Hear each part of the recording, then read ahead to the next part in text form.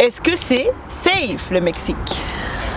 Le Mexique c'est safe, Mexico City c'est safe aussi, oui et non. Voilà. Des jeeps partout, enfin je veux dire des policiers qui sont debout sur une jeep. D'accord. Par exemple, 4 policiers, les grosses voitures, voilà, les grosses voitures, les gros camions qui sont à l'extérieur et vraiment comme dans les films, 4 avec leurs grosses armes et tout. Le piéton n'est pas le roi. Ah oui. Donc faites attention. J'ai déjà vu des vidéos là-dessus où on n'a pas l'impression qu'il y a des feux rouges. Par mon vécu, j'ai vécu en campagne, j'ai vécu à Paris, j'ai pas mal voyagé. Franchement, je me suis pas du tout sentie moins en sécurité que par exemple en France où en vrai les femmes, qu'est-ce qu'elles poussent? Non mais c'est vrai, on dirait un jeu, dès qu'il y a le métro qui arrive, elles se poussent comme ça, mais elles prennent de l'élan carrément, elles sont là et hop et...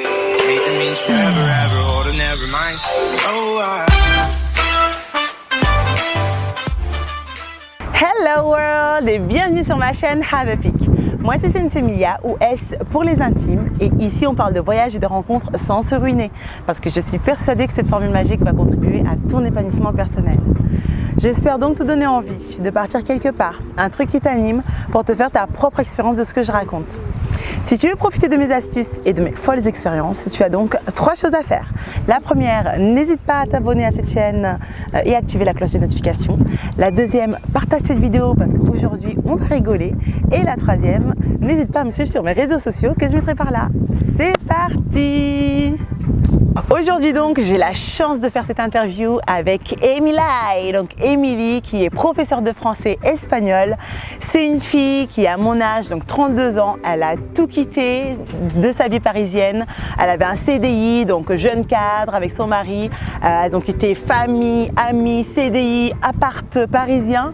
Pour l'aventure les gars, eh oui, ça arrive que des gens fassent ce choix-là.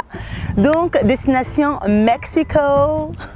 Bonjour Émilie. Salut Sensemilia, merci pour l'invitation. Bah écoute, je t'en prie, c'est normal, hein, ton expérience est tellement enrichissante je pense pour beaucoup de personnes. Non, il fallait en parler quoi. Voilà, donc on va prendre à boire, hein, c'est parti, on va se mettre à l'aise.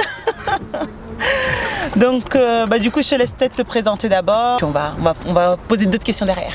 Ok, alors en fait j'ai décidé de partir 1 an à Mexico City avec mon mari pour justement développer un peu mes cours de français et espagnol que je donne en France.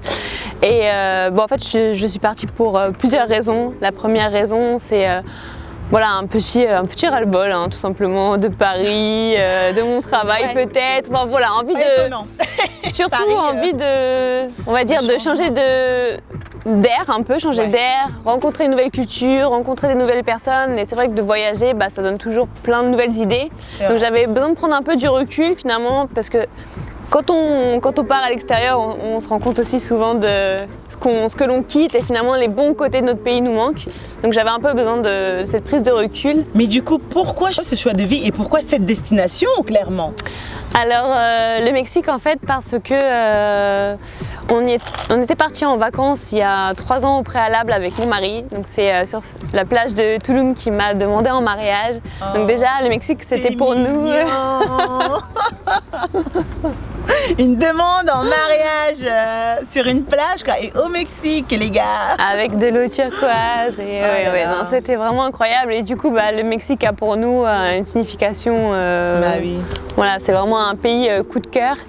Et on a adoré vraiment le pays, on avait fait que la partie Yucatan et on s'était dit qu'on reviendrait explorer un peu le reste du pays. Oh, c'est super. Et finalement par rapport à mes projets de développer les cours de français, d'espagnol et puis comme je suis originaire d'Espagne, j'avais envie d'améliorer moi mon espagnol aussi.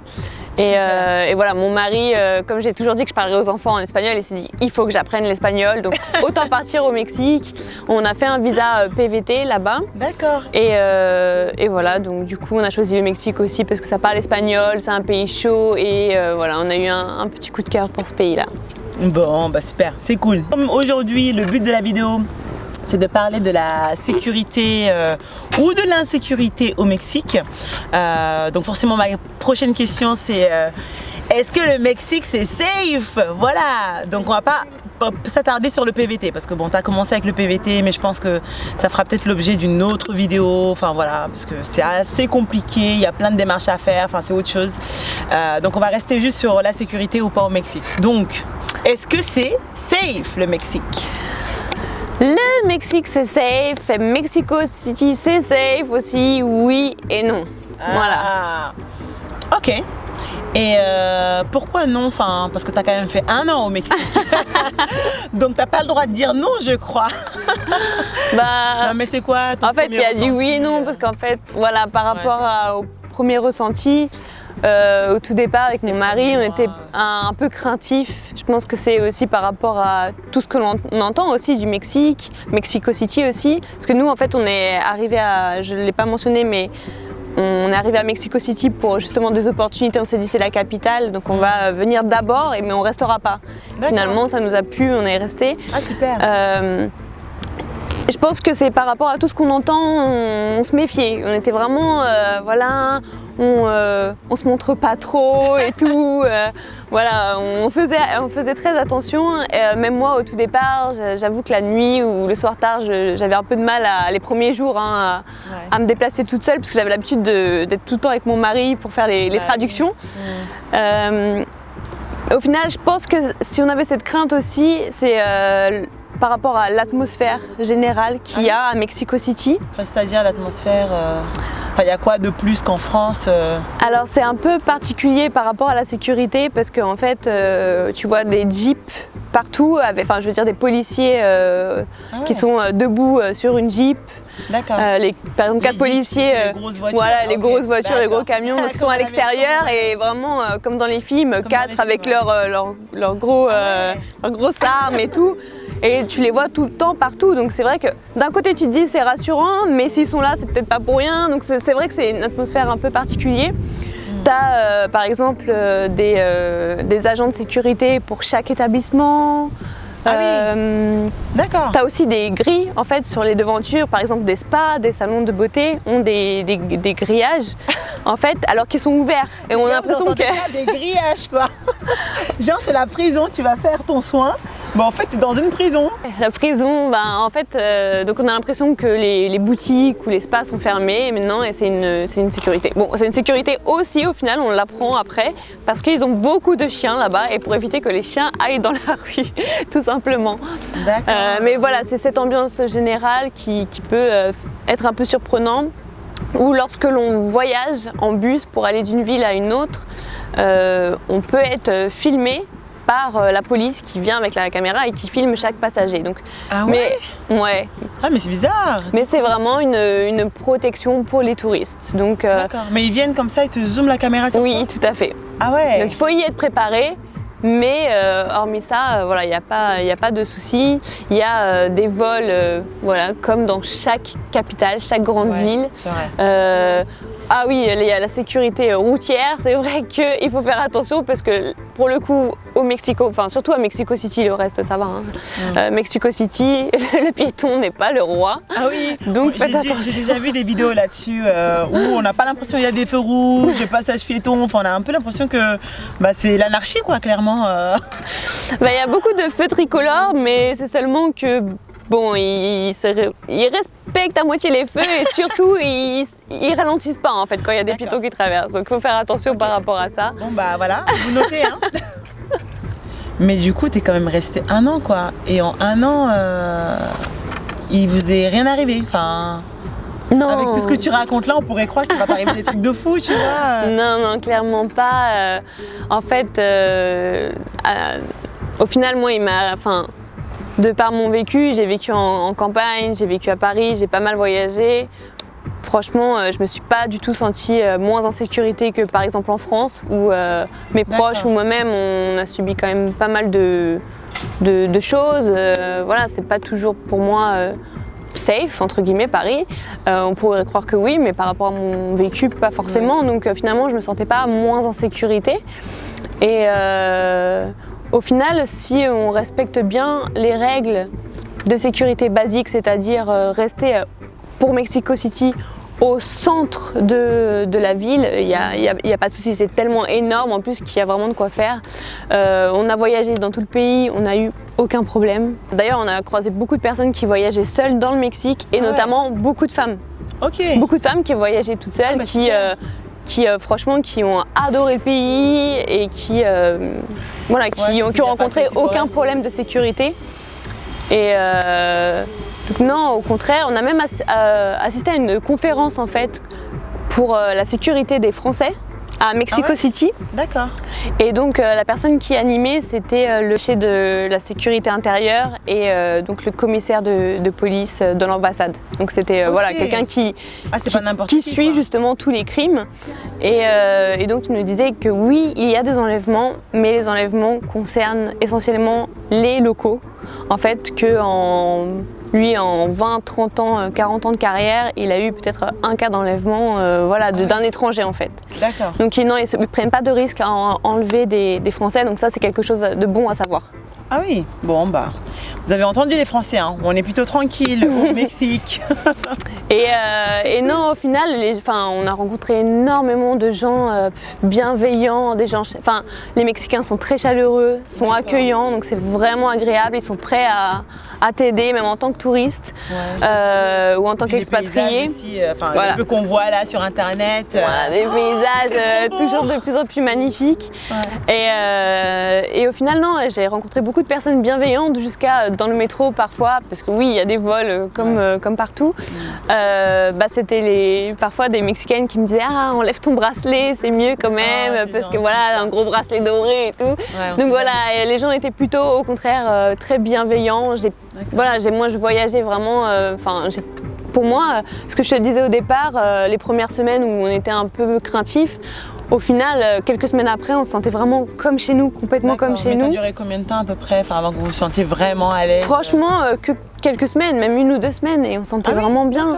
Donc non, c'est plutôt nous qui, avec tous nos a priori, en fait, qui fait qu'on avait un peu peur, mais en réalité, non, on se sentait vraiment bien. On s'est fait rapidement des amis locaux, des amis expats aussi, et au final, moi je prenais le métro tous les jours comme une Mexicaine. Il n'y avait aucun souci. Alors là-bas, il faut savoir que les hommes et les femmes, c'est séparé. Femmes et enfants et hommes. Comme quoi, c'est pas uniquement en Inde, parce qu'en Inde aussi, il faut savoir que, par exemple, dans les bars ou dans les boîtes, des fois, tu vas avoir un rez-de-chaussée où, par exemple, ça va être, je sais pas, les hommes, premier les femmes et le dernier, les couples. Après, ça dépend. C'est pas non plus tous les bars, mais ça se fait. Donc, j'aurais pas cru au Mexique que c'était séparé. En plus, dans le métro, Oui. Alors, en fait, les hommes n'ont pas le droit d'y aller. Par contre, les femmes ont le droit d'aller chez les hommes. D'ailleurs, parfois, moi, j'allais chez les hommes parce qu'en vrai, les femmes, qu'est-ce qu'elles poussent? Non, mais c'est vrai, on dirait un jeu. Dès qu'il y a le métro qui arrive, elles se poussent comme ça, mais elles prennent de l'élan carrément, elles sont là, et hop, et elles poussent et tout. Non, mais c'est de la folie, c'est vraiment de la folie. Donc parfois, ça m'arrivait d'aller chez les hommes et c'est plus pour protéger les femmes. Et du coup, est-ce que la France est quand même plus safe selon toi et selon ton expérience que tes 1 an en tout cas au Mexique? Qu'est-ce que tu en penses? Franchement, je dirais pas que la France est plus safe. Après, oui, forcément, il y a des pays, il y a des endroits à éviter au Mexique qui sont clairement qu'on n'a pas en France, qui sont plus dangereux qu'en France.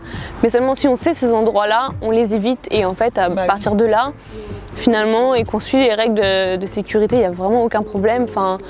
Moi, je sais que en France, il y a aussi des agressions, il se passe aussi beaucoup de choses. Moi, justement, en 1 an à Mexico, il m'est absolument rien arrivé. Pareil, à New York, je me suis endormie dans le métro.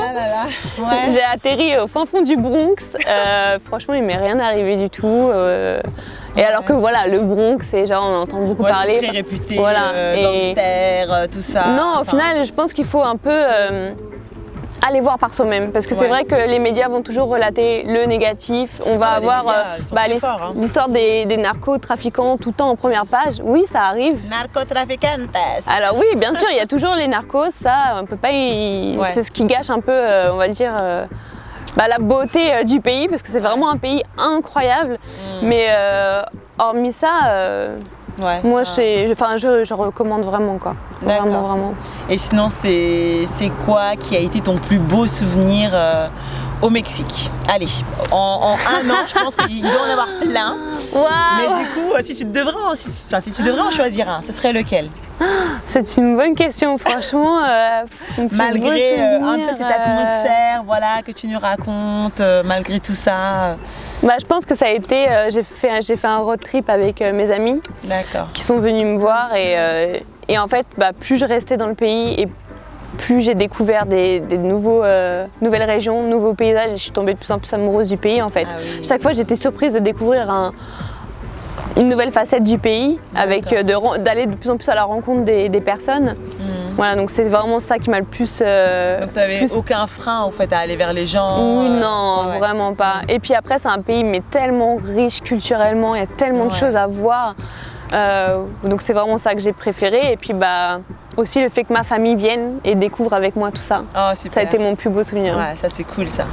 Quand t'as la famille qui vient, ça fait des beaux souvenirs. Partager ces moments-là et peut-être aussi casser quelque part leurs préjugés. Oui. Parce qu'on a tous des préjugés sur un pays avant d'y aller. Donc, ils se sont sentis complètement, parce qu'on parlait de sécurité, ils se sont complètement sentis en sécurité au Mexique. Quoi. Là j'ai une question qui vient, c'est quelles règles de sécurité tu as mis en place en fait? Par exemple quand, on va dire en ayant un peu cette crainte de rencontrer peut-être quelqu'un qui peut t'agresser en te demandant de l'argent, enfin voilà des choses comme ça. Qu'est-ce que tu mettais en place pendant les 1 an? Alors par exemple quand je prenais le bus pour faire des longs voyages, je dispatchais l'argent et c'est d'ailleurs on va dire le chauffeur qui nous recommandait de dispatcher un peu dans les sièges, un peu sur nous et d'avoir les sièges aussi c'est ça, caché un peu partout dans le bus et d'avoir toujours un peu d'argent sur nous au cas où malheureusement quelqu'un vient nous demander de l'argent parce que ça c'est mieux, mais de pas tout prendre. On est d'accord que ça vaut pas le coup de se battre pour un peu d'argent qu'on veut vous prendre quoi. Si vraiment vous tombez sur quelqu'un face à un couteau à la main ou je sais pas, n'importe quoi à la main. C'est ça, mais il me semble que tu en parles dans une de tes vidéos justement. Justement, ouais, j'en ai parlé, j'ai donné, je sais plus, peut-être une dizaine de points je crois en termes de règles de sécurité à mettre en place. D'ailleurs je vous mettrai la vidéo là ou là, comme d'hab. Voilà, et justement je parlais dans ma vidéo d'un des points que tu viens d'évoquer là, où je recommande aux gens de mettre un peu d'avoir toujours du cash déjà sur soi, même s'ils ont une carte bancaire, et de dispatcher un peu partout, c'est-à-dire un peu dans le sac à dos, un peu dans la poche. Dans le soutien-gorge. Ça marche pour les femmes, yeah. Si, ça marche ça. Voilà, mais après c'est cool, comme quoi le chauffeur de bus lui conseille de mettre sous le siège. Du coup, c'est-à-dire si tu te fais agresser, en fait, c'est à quelqu'un d'autre de se servir quoi. Là, une personne qui arrive dans un bus, il se lève le signe pour regarder s'il n'y a pas d'argent. Gratuit. C'est trop bien. Donc il y avait ça, je pense que c'est dans beaucoup de pays et finalement un peu partout, quand il y a de la foule ou que vous voyagez en sac à dos, évitez de porter avec vous des objets de valeur, des bijoux ou trop se montrer avec son portable ou des choses comme ça, des objets dernier cri on va dire. Voilà, moins se faire passer pour un touriste ou une touriste quoi. C'est-à-dire essayer vraiment d'être le plus simple possible, même si vous arrivez dans un pays où tout le monde est plus ou moins plus foncé que vous. Déjà si vous arrivez que vous êtes très clair de peau, le meilleur moyen peut-être de se camoufler, c'est de rien avoir sur vous, de pas avoir le gros canon qui pend. D'être le plus simple possible quoi, parce que sinon... Oui. Nous à Mexico City, même si on voyait qu'on était étrangers, il n'y a pas de problème là-bas parce qu'au final il n'y a pas énormément de touristes, c'est que des expats, donc en fait on est vraiment considérés comme pas comme des locaux, mais je veux dire comme des personnes qui vivent là-bas et du coup on fait notre vie quoi, on n'est jamais embêté, au contraire quand on nous parle comme un local en fait, donc c'était vraiment ce que j'ai apprécié à Mexico City versus peut-être d'autres régions qui sont touristiques en fait. Et mais du coup vous avez un peu bougé vous n'êtes pas resté uniquement là. Non. On a bougé dans tout le pays, donc voilà, c'est vraiment comme je disais, pas montrer trop de signes de valeur, mais même à Mexico City, moi je mettais des bijoux dans la ville, parce que je sais que là, encore une fois, pour vous dire que ça craint pas si vous restez en centre-ville, et le centre-ville est tellement immense, pour vous dire, Mexico c'est 22 millions d'habitants versus Paris 2 millions d'habitants. Fais gaffe, ton café, tu vas me pardon. Excuse-moi. J'entends boucher depuis tout à l'heure. Bon, je te le tiens si tu veux. Donc je disais, il y a 22 millions d'habitants à Mexico versus 2 millions à Paris. Donc en fait, pour te dire que c'est énorme. Il y a de quoi faire pour... voilà. on le pose là. Pour rester au centre, il y a vraiment de quoi faire, quoi. C'est énorme. Enfin, d'aller dans un autre quartier, des fois on peut mettre jusqu'à 1h30 ou plus, t'as l'impression d'être dans un autre village. Donc même en restant dans les quartiers, enfin dans le centre et pas trop s'excentrer, il y a vraiment de quoi faire. Donc justement, ça va sur ma troisième règle, entre guillemets, par rapport à Mexico, c'est de bien se renseigner sur les villes à risque, entre guillemets, là où il y a des histoires de conflits avec les narcotrafiquants. C'est plutôt le nord du pays en réalité. On entend parler souvent d'Acapulco, mais en réalité, Acapulco, c'est pas si dangereux que ça. Ouais. Mexico City, pareil, mais au final, si vous restez dans tous les quartiers centraux, il n'y a aucun problème. C'est vraiment si vous allez à des 2 heures, 3 heures, voilà, sorties en périphérie en fait. Sinon, il n'y a vraiment aucun problème. Donc vraiment rester dans les zones où il y a... C'est conseillé, quoi. Où il y a moins de soucis, et voilà. Okay. Donc c'est plutôt ça. Bah c'est super tout ça. Ah bon bah voilà, en tout cas c'est la preuve d'une belle expérience. En plus en couple et tout, donc trop bien quoi. À donner quoi en plus on va dire. Bah moi ça m'a vraiment enrichi. Enfin ça m'a même, j'ai pris beaucoup de recul sur déjà ce que je ne voulais plus, ce que je voulais. Aussi, peut-être. Ouais c'est vrai, on en a oui c'est vrai, on en a parlé sur le minimalisme. Parce que voilà, j'étais souvent en voyage avec un sac à dos, toujours avec une valise, etc. Donc oui, ça m'a appris à finalement me concentrer sur les choses simples, un peu comme le confinement ces derniers temps. Ouais. Ça m'a vraiment centré sur les choses simples de la vie, profiter des simples moments et c'est une expérience vraiment incroyable que je recommande à tous. Ah super. Et et puis en couple voilà, en plus ça rapproche. Dit, hein, c'est pas moi qui l'ai dit, elle recommande à tout le monde de voyager et encore pire d'aller au Mexique. Voilà. Encore plus d'aller au Mexique. Oui, encore plus d'aller au Mexique. C'est vrai, c'est vraiment un chouette pays, vous ne le regretterez pas. Bon bah super. Bah écoute, en tout cas merci beaucoup Émilie. Bah je t'en prie, merci à toi voilà. Pour cet échange. Bah écoute, c'est normal. Merci pour ce riche témoignage. Et phrase de la fin les gars, hein, parce que la vie va vite, ne perdez plus votre temps et vivez votre propre expérience de voyage. Allez, on vous dit à bientôt. Tchuss.